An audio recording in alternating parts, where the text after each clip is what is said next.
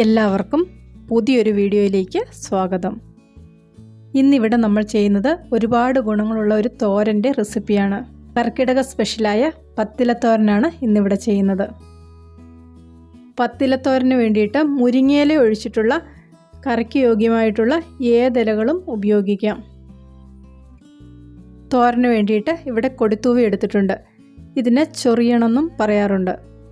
കൊടിത്തൂവ പറിച്ചെടുക്കുമ്പോൾ ഇതിൻ്റെ ഇലയിലൊന്നും കൈ തൊടാതിരിക്കാൻ വേണ്ടിയിട്ട് പ്രത്യേകം ശ്രദ്ധിക്കണം. അതിനുശേഷം ഇളം ചൂടുവെള്ളത്തിലൊന്ന് കഴുകി എടുത്തിട്ടുണ്ടെങ്കിൽ നമുക്ക് പിന്നീട് ഇത് തൊട്ടാലും കൈയൊന്നും ചൊറിയാതെയിരിക്കും. അടുത്തതായിട്ട് ഇതിലേക്ക് എടുത്തിരിക്കുന്നത് പത്തിലകളിൽ പ്രധാനപ്പെട്ട തഴുതാമയാണ്. ഇതിന് ഒരുപാട് ഗുണങ്ങളുണ്ട്. മൂന്നാമതായിട്ട് ഇവിടെ എടുത്തിരിക്കുന്ന ഇല കൊടകനിലയാണ്. ഇതിനും ഒരുപാട് ഗുണങ്ങളുണ്ട്. അടുത്തതായിട്ട് എടുത്തിരിക്കുന്നത് തകരയിലയാണ്. മഴയാകുന്ന സമയത്ത് തകര അവിടെ ഇവിടെയൊക്കെ ആയിട്ട് ഒരുപാട് കിളുത്തു നിൽക്കുന്നത് കാണാൻ പറ്റും. അഞ്ചാമതായിട്ട് എടുത്തിരിക്കുന്നത് പയറിൻ്റെ ഇലയാണ്. അടുത്തതായിട്ട് എടുത്തിരിക്കുന്നത് മത്തൻ്റെയും കുമ്പളത്തിൻ്റെ ഇലയാണ്. ഇത് 3 വീതം എടുത്തിട്ടുണ്ട്. ഇത് ചേനയുടെ ഇലയാണ്. ഇത് ചേമ്പിൻ്റെ ഇല.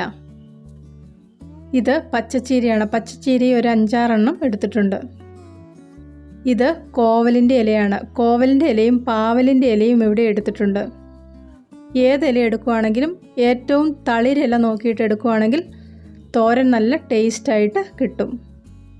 തോരന് വേണ്ടിയിട്ടുള്ള ഇലകളെല്ലാം ഇവിടെ നന്നായിട്ട് അരിഞ്ഞെടുത്ത് വെച്ചിട്ടുണ്ട്.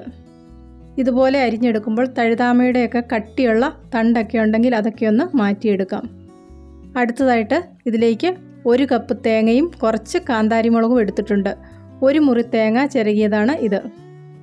കാന്താരിമുളക് ഇല്ലെന്നുണ്ടെങ്കിൽ സാധാരണ പച്ചമുളക് ഇതിലേക്ക് ഉപയോഗിക്കാം. ഇവിടെ ഒരു പാനിലേക്ക് കുറച്ച് വെളിച്ചെണ്ണ ഒഴിച്ചു കൊടുക്കുന്നുണ്ട്. ഏകദേശം 1 ടേബിൾ സ്പൂണിലും കൂടുതൽ എണ്ണ ഒഴിച്ചു കൊടുത്തിട്ടുണ്ട്. അതിലേക്ക് കുറച്ച് കടുക് ഇട്ട് കൊടുക്കാം. കടുക് പൊട്ടി വരുമ്പോൾ ഇതിലേക്ക് 1 ടേബിൾ സ്പൂൺ അരി ചേർത്ത് കൊടുക്കാം. സാധാരണ ചോറ് വെക്കുന്ന അരിയാണ് ഇതിലേക്ക് ചേർത്ത് കൊടുത്തിരിക്കുന്നത്.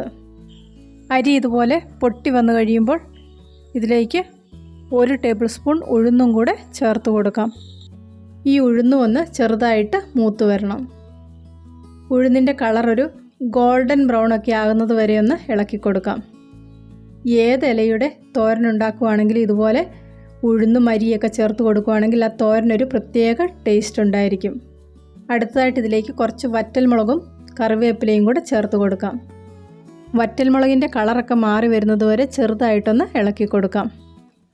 വറ്റൽമുളകിൻ്റെ കളറൊക്കെ ഇവിടെ മാറി വന്നിട്ടുണ്ട്. ഇത്രയും സമയം ചെയ്ത കാര്യങ്ങളെല്ലാം ലോ ഫ്ലെയിമിലിട്ടതിന് ശേഷമാണ് ചെയ്തിരിക്കുന്നത്.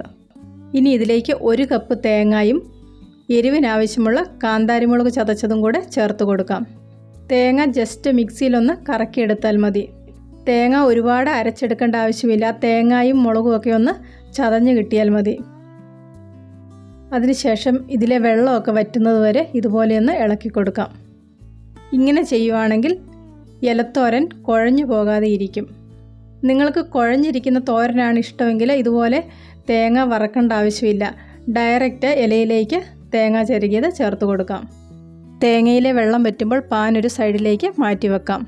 അതിനുശേഷം ഇലകളൊക്കെ ഒന്ന് വേവിച്ചെടുക്കാം. അതിനു വേണ്ടിയിട്ട് അരിഞ്ഞു വെച്ചിരിക്കുന്ന ഇല ഒരു ഉരുളിയിലേക്ക് മാറ്റുന്നുണ്ട്.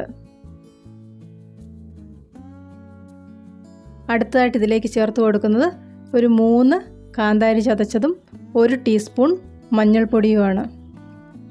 അടുത്തതായിട്ട് 1 ടീസ്പൂൺ ഉപ്പ് കൂടെ ചേർത്ത് കൊടുക്കാം. ഉപ്പും മുളകും ഒക്കെ ഓരോരുത്തരുടെയും ടേസ്റ്റിനനുസരിച്ച് കൂടുതലോ കുറവോ ചേർത്ത് കൊടുക്കാം. ഇനി നമുക്ക് ഈ ചേരുവകളൊക്കെ ഒന്ന് യോജിപ്പിച്ചെടുക്കാം. സാധാരണയായിട്ട് ഇലക്കറികൾ അടച്ചു വെച്ചിട്ടല്ല തുറന്ന് വെച്ചിട്ടാണ് വേവിച്ചെടുക്കാറ്. ഇല കഴുകുന്ന വെള്ളവും ഇലയിലെ വെള്ളവും എല്ലാം കൂടെ കൂടി ഇത് കുഴഞ്ഞു പോകാറുണ്ട്. ഞാനിത് നേരത്തെ കഴുകി ഇതിലെ വെള്ളമൊക്കെ മാറ്റി വെച്ചിരിക്കുന്നതാണ്. അതുകൊണ്ട് ഇതിലധികം വെള്ളമില്ല. കുറച്ച് സമയം ഇത് തുറന്ന് വെച്ച് വേവിച്ചതിന് ശേഷം കുറച്ച് സമയം അടച്ചു വെച്ചുകൂടെ വേവിക്കുന്നുണ്ട്. നിങ്ങൾ തോരൻ ഉണ്ടാക്കുന്ന സമയത്ത് ഇലയിൽ വെള്ളമൊക്കെ ഉണ്ടെങ്കിൽ തുറന്ന് വെച്ച് വേവിക്കുക. അല്ലെങ്കിൽ കുറച്ച് സമയം അടച്ചു വെച്ച് വേവിക്കാം. അതുപോലെ തന്നെ ഇലക്കറികളൊക്കെ ഉണ്ടാക്കുമ്പോൾ ഒരുപാട് വേവിച്ചും വറുത്തും ഒന്നും എടുക്കേണ്ട ആവശ്യമില്ല. ജസ്റ്റ് ഒന്ന് വേവിച്ചെടുത്താൽ മതി. ഇവിടെ ഇപ്പോൾ ഒരു 5 മിനിറ്റ് തുറന്നു വെച്ചും ഒരു 10 മിനിറ്റ് അടച്ചു വെച്ചും ഈ ഇലകളൊന്ന് വേവിച്ചെടുത്തിട്ടുണ്ട്. ലോ ഫ്ലെയിമിലിട്ടിട്ട് വേണം ഇതുപോലെ ചെയ്തെടുക്കാൻ. ഇലകളൊക്കെ വെന്തെന്ന് മനസ്സിലാകുമ്പോൾ ഇതിലേക്ക് നേരത്തെ വറുത്ത് വെച്ചിരിക്കുന്ന കൂട്ട് ചേർത്ത് കൊടുക്കാം. പത്തിലത്തോരൻ ഉണ്ടാക്കുമ്പോൾ സാധാരണ തോരനേക്കാൾ കുറച്ചും കൂടെ തേങ്ങ കൂടുതൽ ചേർക്കണം. ടേസ്റ്റ് വേണമെങ്കിൽ തേങ്ങ കൂടുതൽ ചേർക്കണം. തോരൻ ഇവിടെ റെഡി ആയിട്ടുണ്ട്. ഇനി ഇതിലേക്ക് 1 ടേബിൾ സ്പൂണിലും കുറച്ചും കൂടെ കൂടുതൽ പച്ച വെളിച്ചെണ്ണ ചേർത്ത് കൊടുക്കുന്നുണ്ട്. അതിനുശേഷം ഇത് നന്നായിട്ടൊന്ന് ഇളക്കി യോജിപ്പിക്കാം. ഇനി ഇതിലേക്ക് വേറെ ഒന്നും ചേർത്ത് കൊടുക്കേണ്ട ആവശ്യമില്ല. കർക്കിടക മാസത്തിൽ ആഴ്ചയിൽ 1 ദിവസമെങ്കിലും ഇതുപോലെ തോരൻ ഉണ്ടാക്കി കഴിക്കുകയാണെങ്കിൽ നല്ലതായിരിക്കും. ഒരുപാട് ഗുണങ്ങളുള്ള ഈ തോരൻ എല്ലാവരും ഒരു പ്രാവശ്യം ചെയ്തു നോക്കുക. പുതിയൊരു വീഡിയോയുമായിട്ട് വീണ്ടും കാണാം.